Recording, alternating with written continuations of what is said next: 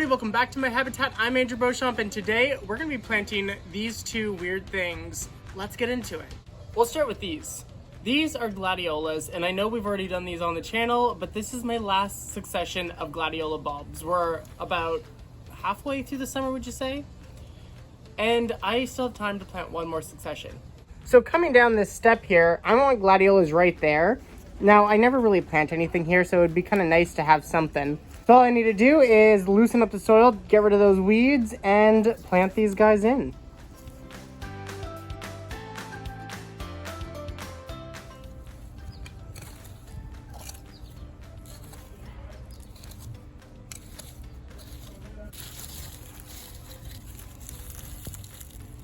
And for those of you who don't know, whenever you plant these in the spring, or really whenever you just plant the bulbs, whenever you go to dig them up, that's actually the bulb you planted.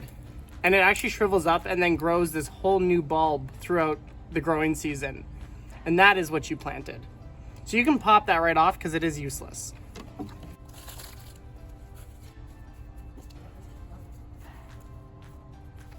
Next thing we're planting are Liatris bulbs, or bare roots. So the only thing I've done for these so far is take them out of their packaging and soak them. I soaked them overnight, left them in some water, and they definitely looked like they came to life just through that quick process. So these should have been planted like months ago in the garden. Because of that, I'm not gonna be planting them inside the garden. I'm going to be basically almost like pre-sprouting them inside containers, and I might plant them in fall, or I might overwinter them in these containers in my garage and then plant them next spring.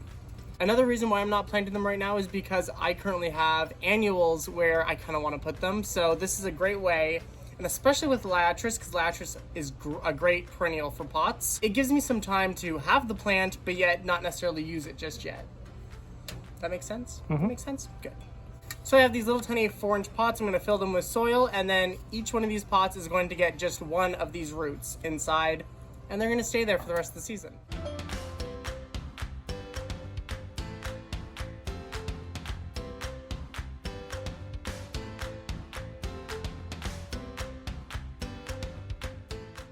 I ended up getting 26 different individual pots in total. That is a lot of plants, because I'm only going to be probably planting like 6 in my front yard, maybe 1 or 2 back here.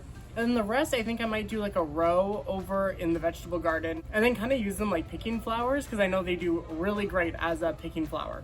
Really, really exciting to have all of these plants all potted up and starting the process to actually get growing. That being said, that's it for me today. I want to thank you guys for watching. Until next time, stay gardening.